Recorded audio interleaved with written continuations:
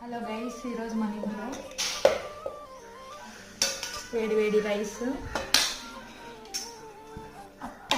Kali tomato curry.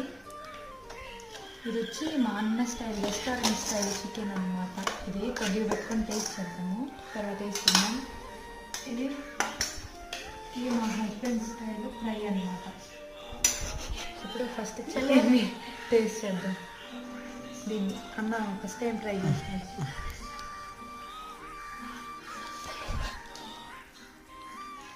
Excellent.